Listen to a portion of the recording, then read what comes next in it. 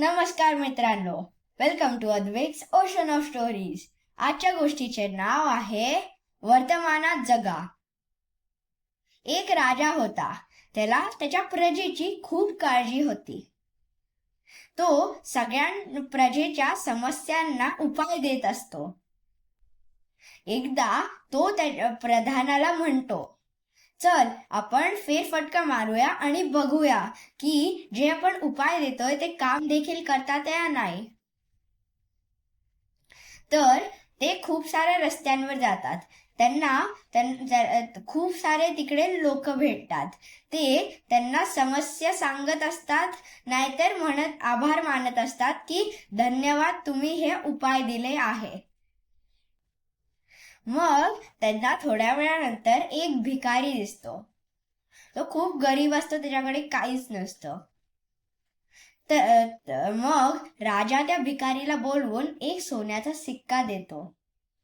तो गरीब आनंदाने त्या सिक्का वरती फेकतो आणि तो जाऊन एक गटारीत पडतो.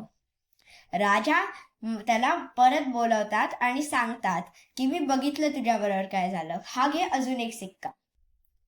मग तो गरीब परत त्या गटारीत तो सिक्का शोधायला लागतो. तो राजा त्याला बोलवतो आणि म्हणतो, हे घे अजून सिक्के, पण तू जाऊन आरामात जीवन जग, तो सिक्का नको शोधायला जाऊ. तर मग तो गरीब ते 2 सिक्के घेतो आणि परत जाऊन शोधायला लागतो. मग तो राजा बोलून विचारतो, तू तोच सिक्का का शोधतो आहे? तर तो गरीब म्हणतो, मला खूप दुःख झालं की तो सिक्का गटारीत पडला. आता मी ते दुःख विसरू नाही शकणार. हे पण आपल्या आयुष्यात होतं. देव आपल्याला परत जगण्याची खूप संधी देतो, पण आपण ते एकच दुःख घेऊन बसतो. ते आपल्याला नाही करायला पाहिजे.